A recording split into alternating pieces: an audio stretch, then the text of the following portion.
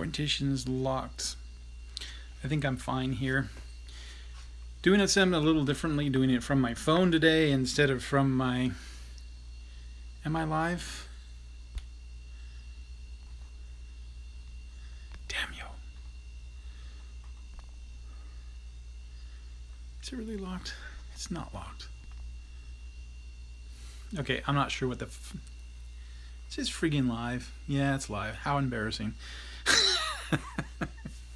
Bigotry of high expectations in my case.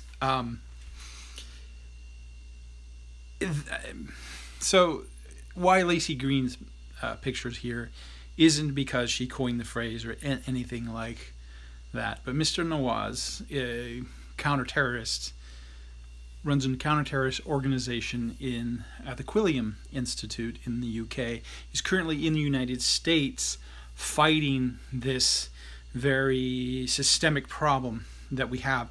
Now, the bigotry of low expectations is a really subtle thing, and it affects us in really different ways in terms of how we do it.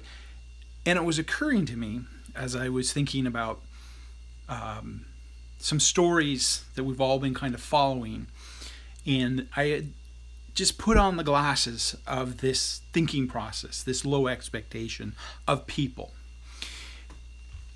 to see how pervasive this is. Think about when you create content for YouTube, for example, your expectation is that people won't appreciate your content unless it's perfectly edited. And so that's the bigotry of the low expectation of your public.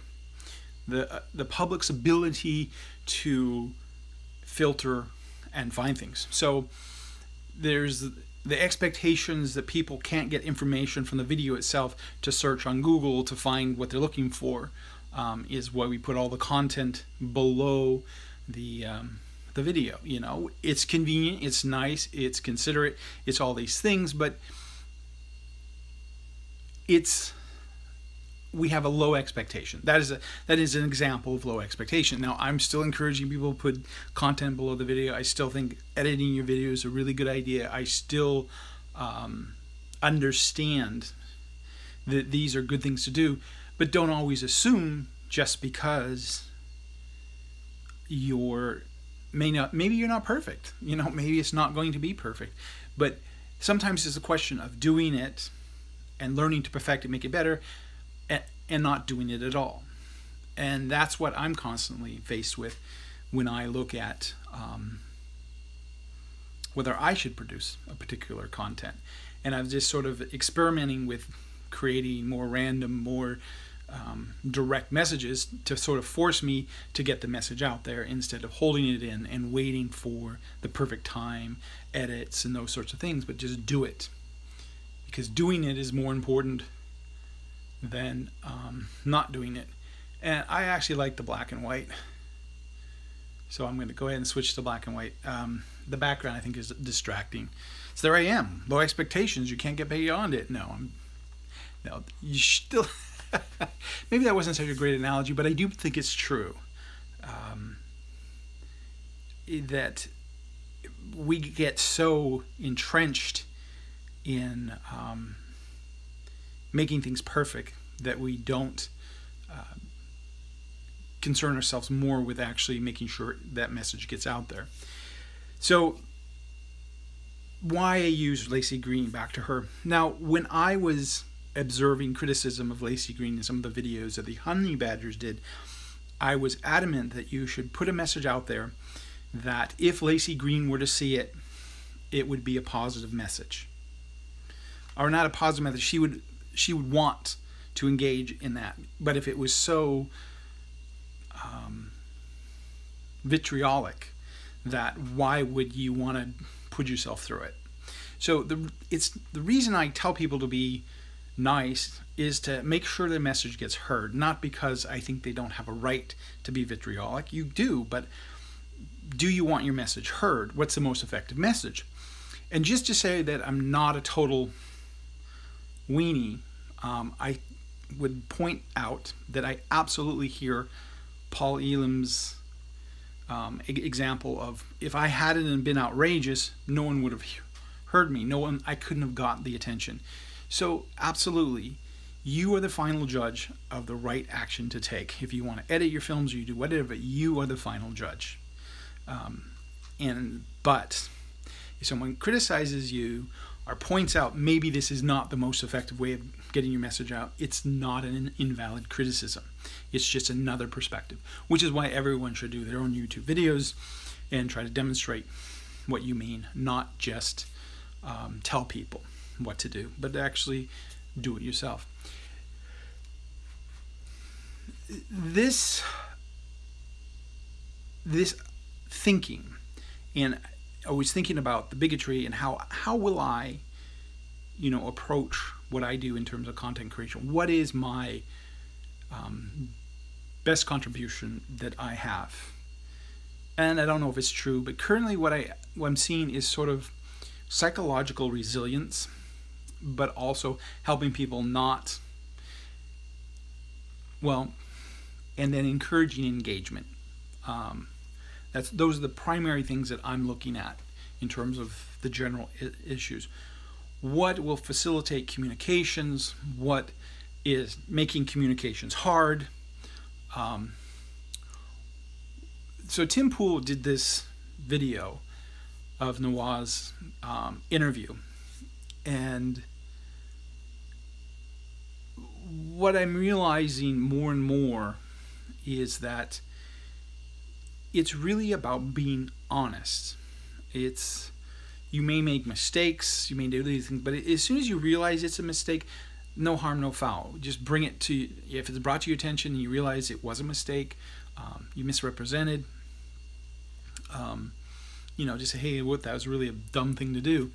And that's another reason why I try not to be too absolutist, because I know I'm going to make mistakes, and I know I may make a mistake of judgment about someone. So it's hard for me to get vitriolic about someone. Say, oh, that person's a horrible, horrible person, because I don't see people as being horrible people. I see maybe they have some bad ideas, or maybe they're promoting some ideas I really don't like.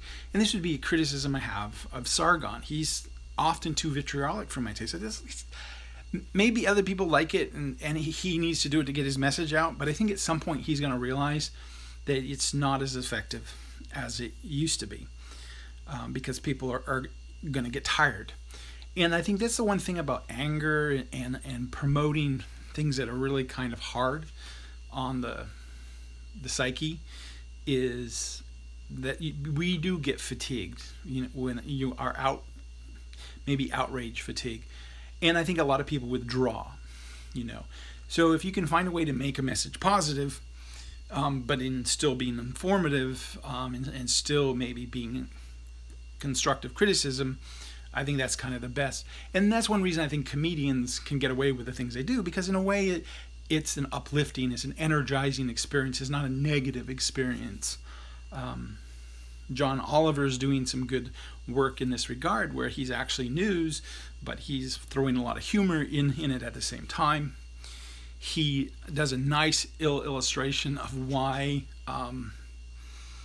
it's brilliant really, of why it's hard to prove a negative. Now he says you can't prove a negative, but in simple systems it's easy to prove a negative. Not easy to prove a negative, but it's easier to prove a negative.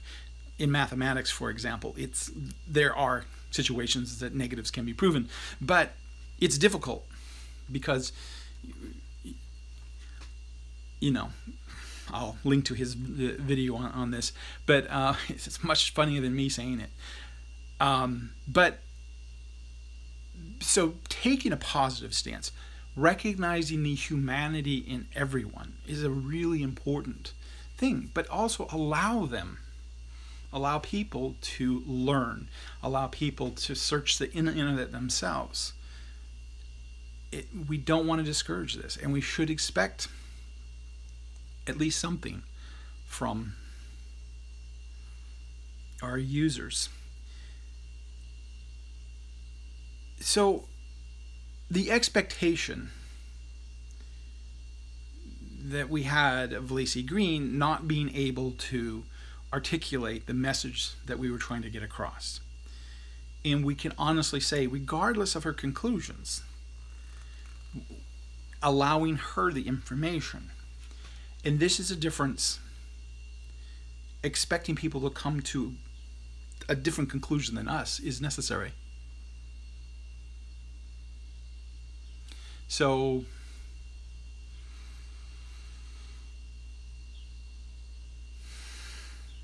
yeah.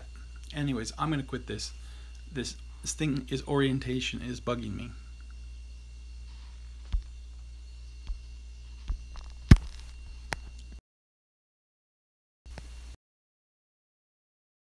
Filming. Oh great. I can't. Damn you bastard.